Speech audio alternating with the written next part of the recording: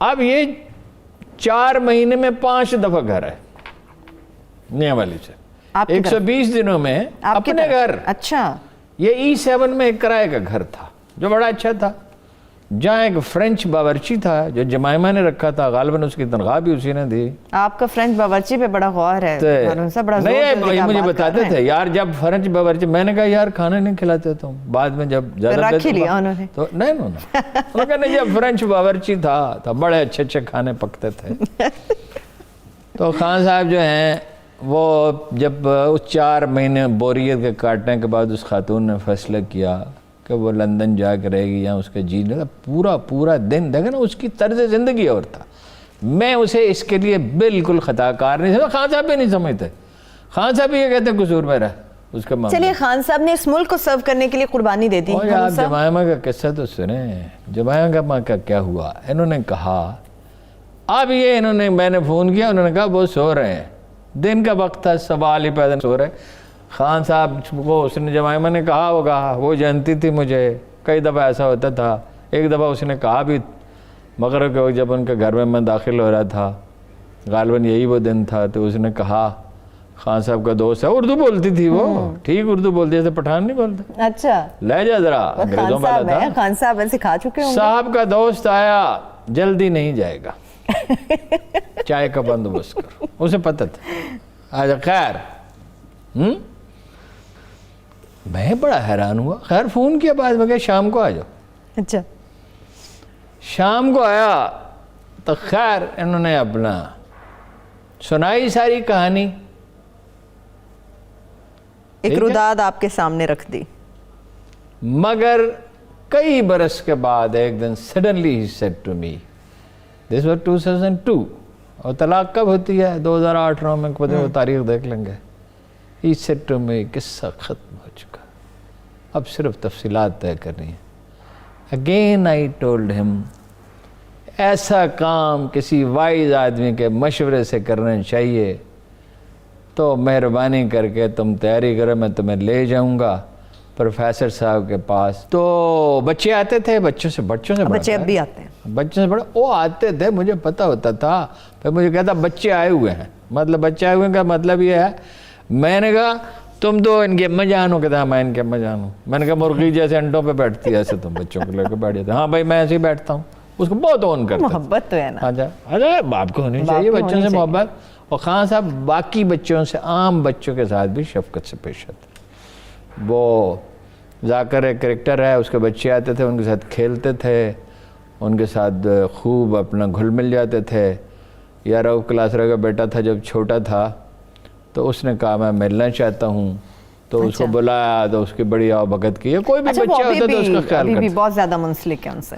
بھائی بہت جذباتی وابستگی ہے. اچھا, منسلک تو اپنے ابا سے بھی بہت ہے, اپنے ابا کو ڈانٹتا ہے جب آپ کو پتہ ہے. جی بالکل پتہ ہے. ابھی جس کو میں نے دیکھا جو اپنے باپ کو ڈانٹتا ہے. بالکل, اس کو ذرا بڑے باپ بنے پھرتے ہو, وقت پہ گھر رہتے نہیں ہو. کریں گے اس پہ بھی کسی دن کریں گے بات. خیر اینی ہو. تو خان صاحب نے کہا وہ قصہ ختم ہو گیا, وہاں گئے. اچھا, اور کچھ دیر کی گفتگو کے بعد میں نے محسوس کیا کہ مجھے یہاں سے اٹھ جانا چاہیے. یہ میرے لیے مشکل تھا, موسم تو اچھا تھا, لیکن صحن میں کھڑے رہنا, دیوار سے ٹیک لگا کے باہر یا کرسی پہ بیٹھے رہ کے بور ہونا, یہ تو میرے لیے بڑا مشکل تھا. کہ میں نے سمجھا یہ اصول کی خلاف ورزی ہوگی. ایک شخص کو اپنی ذاتی زندگی مشورہ کرنا, نہ پروفیسر صاحب مجھے کہیں گے اٹھ جاؤ, نہ یہ مجھے کہے گا اٹھ جاؤ. تو اب میں کیا کروں؟ تو میں نے کہا مجھے اٹھ ہی جانا چاہیے. میں نے کافی وقت جب باہر صحن میں گزارا, اور فیصلہ ہو گیا کہ جمائمہ کو یہ طلاق دیں گے, اور کس طرح دیں گے, کس طرح سے دیں گے. اور انہوں نے 2-3 باتیں ان سے کہیں. That is very very interesting. Share کرنے کے قابل اگر ہوں تو کر لیں. نمبر 1, آپ کے بچے آپ کے ساتھ رہیں گے اور مسلمان رہیں گے. وہ آپ کے بچے آپ کو نہیں چھوڑیں گے. دوسرا یہ کوئی تلخی نہیں ہوگی. اور تیسرا یہ کہ میں آپ کو طریقہ بتاؤں گا, پاکستانی عوام میں کوئی رد عمل نہیں ہوگا.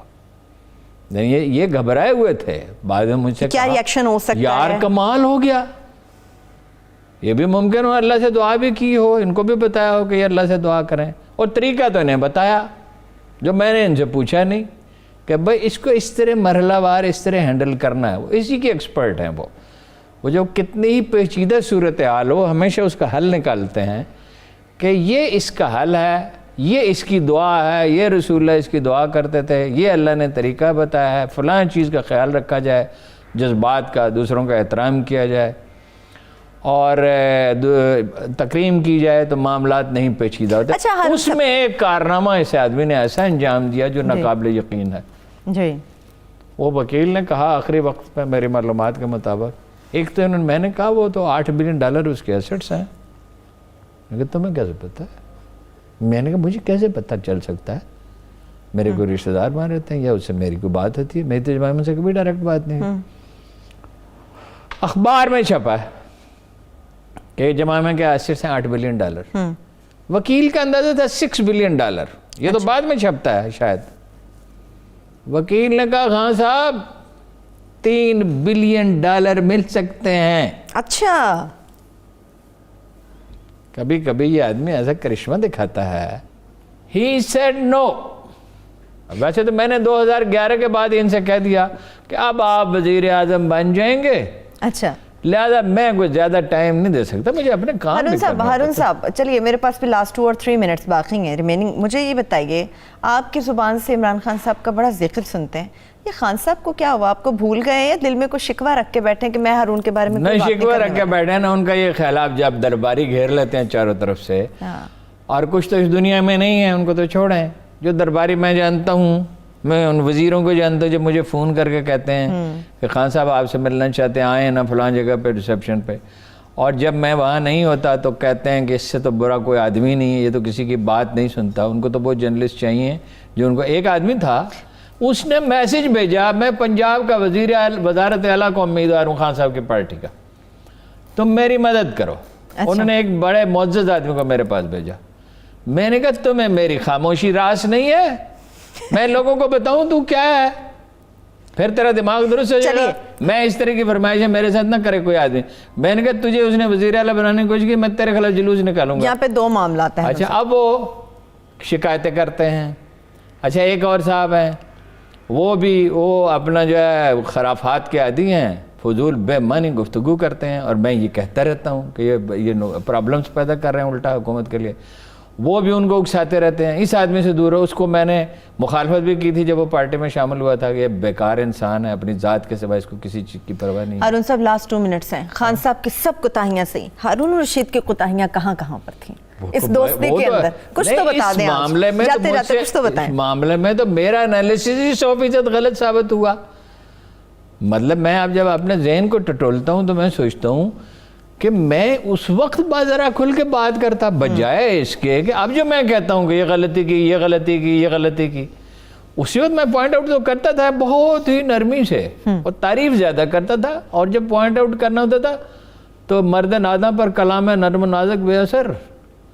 اسی وقت مجھے بالکل واضح سٹینڈ لینا چاہیے تھا. صحیح. آپ سمجھ لیں میرا خوف تھا کہ بھائی تعلقات ختم ہو جائیں گے, یا میرے اندر کوئی لاشعور میں چھپی ہوئی خواہش تھی کہ یہ وزیر اعظم بنے گا تو میری بھی بڑی اہمیت ہوگی. کیونکہ لاشعور میں بعض چیزیں ہوتی ہیں, آدمی خود نہیں اپنی خامیوں کو سمجھ رہا ہوتا. بالکل. غلطیاں تو میں نے کی, چھوٹی نہیں پہاڑ جیسی. یا مثلا یہ کہ مذاق کی اڑا دیتا تھا, اب مذاق تو نہیں. لیکن میں ایک بات آپ کو بتاؤں, اس کے ساتھ ہی کلوزنگ, میں حفیظ اللہ خان صاحب والا میرا معاملہ نہیں تھا. میں نے لوگوں کی موجودگی میں ہمیشہ خان صاحب کہا, تم نہیں کہا. جب وہ تنہا ہوتے تھے تو اس وقت تو میں کہتا تھا سناؤ تمہارا کیا حال ہے, مزاج اچھا ہے, محبت سے کہتا تھا, ویسے تحقیر کرنے. مجھے وہ لوگوں کے سامنے تم کہتے, میرے بیٹے کے سامنے کہہ دیا, مجھے بہت برا لگا. لیکن اس دن میں نے ان سے کہا کوئی بات کرتے ہوئے کہ تم نہیں سمجھے یہ بات, یہ میری رائے اور ہے, تمہاری رائے اور ہے.